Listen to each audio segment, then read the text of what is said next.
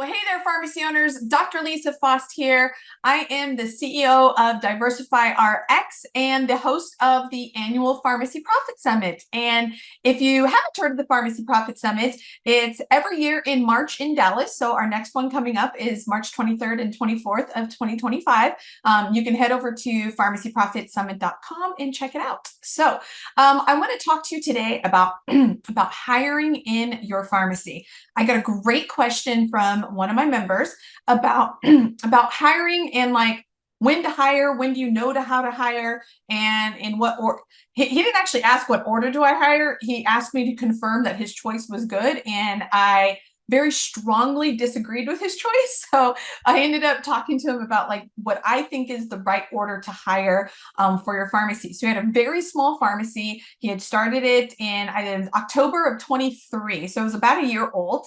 And he's like, I'm ready to hire. And he'd been running it basically by himself, which I know how that is. When I started my first pharmacy, you're on a dental floss thin budget. And he's like, hey, I was thinking of hiring this pharmacist. That way I can go do like these other things. And, what do you think about that? And he talked about how expensive the pharmacist was. We all know pharmacists are expensive, and, all these other kinds of things. And oh man, like, I just think that was the wrong choice. And here's why. Like, here was my reasoning to him. Leverage. So when you hire somebody, you're buying leverage, right? You're getting back time yourself because you're not going to spend time doing their work. You're buying their time with money. So in the same unit of time, you're working and they're working. So you're leveraging your time. Like that's essentially why you hire employees, why you buy back your time through employees.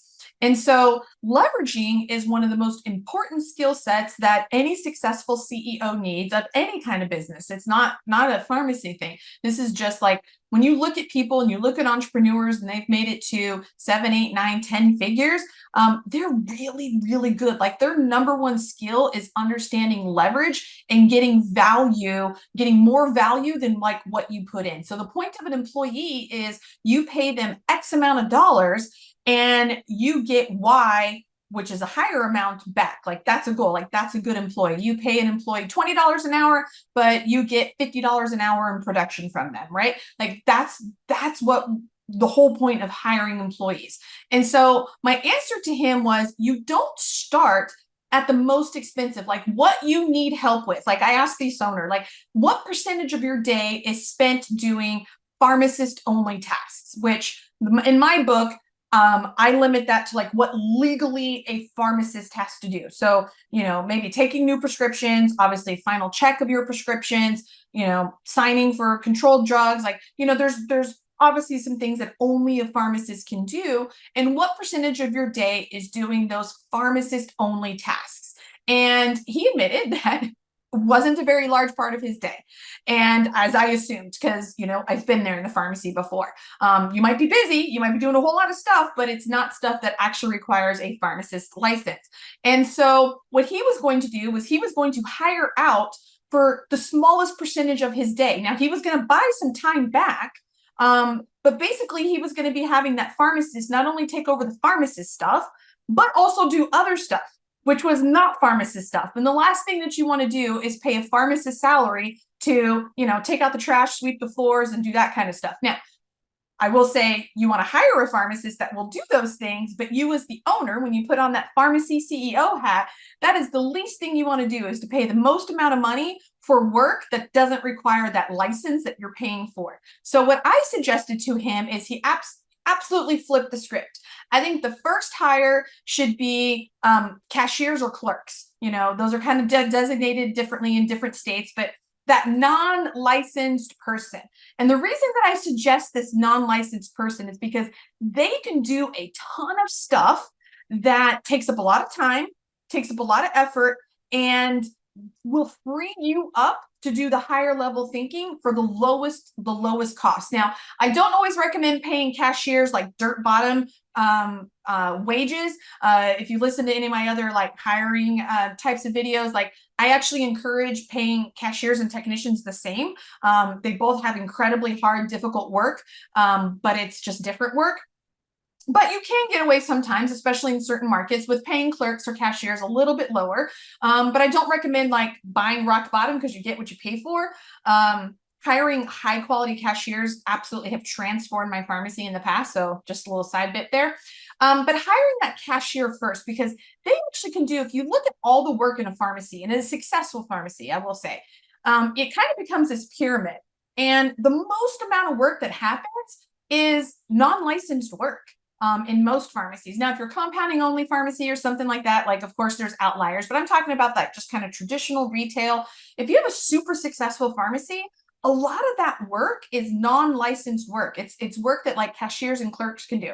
Then the next row up is like, oh, here's your technician work, like things that only a technician can do. Now, a lot of times technicians do work below, and that's, you know, that's normal. I don't like that because if I'm paying a technician, I want them doing technician only work, you know, and you keep going up the pyramid and you have a pharmacist, and that's usually like the little tip, you know, the tip of the pyramid. Actually, truly, the tip of the pyramid is your work as the pharmacy owner, the entrepreneur. But we're just talking about kind of the three main, you know, the clerk, the technician, and the pharmacist. So, you know, you're paying more money for the tip of the pyramid than usually like multiples that's all added below.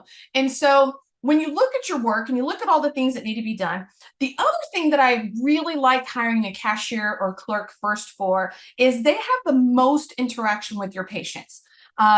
From a face-to-face phone call, you know, interaction, ringing the patients out, like that person is interacting with your patients often far more than technicians, even far more than your pharmacist. Like, because when you call in, who answers the phone? It's the clerk. You know, when they ring up the patient, you know, who's ringing them up? The clerk. And so that clerk, I feel, and again, that's why I'm actually a proponent of paying them on a similar scale to a technician, is they are critical to your pharmacy customer relationships. And let's face it, like the value of your pharmacy, I just did like this whole series on what your pharmacy's worth. You can go to our website and grab those webinars if you want. But ultimately, it comes down to the value of those relationships, and your word of mouth marketing comes down to the value of those relationships. Like so much success comes from that. So hiring your cashier first, somebody that can just love on your patients, always be ready to talk to them, start to know them, start to get to know them, do all those outreach programs like thank you card programs and, you know, those things that like I teach pharmacy owners to do. A cashier is a perfect person for that. And you're going to have a bigger pool of applicants. So yes, technicians could do that, even if you pay them the same, you know, let's say you hire both at $15 an hour, something like that. But your pool of applicants, if you limit to just technicians, it automatically shrinks your pool of applicants significantly. Whereas if you leave it up to an unlicensed position, your pool of applicants is huge. And so therefore you have a better chance to find that unicorn that you just love from a bigger pool of applicants. So that's another reason why I say hire that unlicensed person first. It's generally going to be an easier search because you have so many more applicants. There's some, you know, regular kinds of people that I like hiring as cashiers, like from former jobs. Hairstylists are some of the best. I actually don't mind hiring young, like just out of high school type of, I say kids, but they're adults, for them. I like hiring for great attitude and great personality. I call it sunshine. I've hired people just because they're awesome to be around.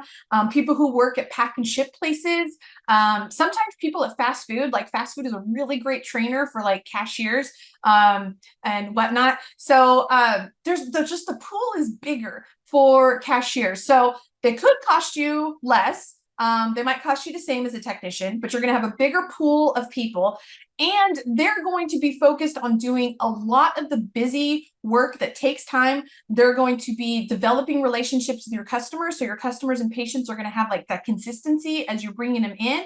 And then you as the pharmacist, you can pick up the technician work. Like if you really truly had to choose between a cashier and a tech, it's easier for a pharmacist to do tech work. It's right there behind the counter. You're typing a prescription, you're filling a prescription, you're checking the prescription, than it is to hire a tech and then you're going around to different places. Because the front end, at least for all of my pharmacies, like it's like the back end is the pharmacy, and then the front end, is all the OTCs, the registers, will call, all that kind of stuff. And so when you have people going back and forth between the front and back, neither's getting really good attention. So I'd rather hire somebody that their full focus is on the front end, making sure the will call's good, selling our OTCs, putting signage out there, all those kinds of things that happen in the front end.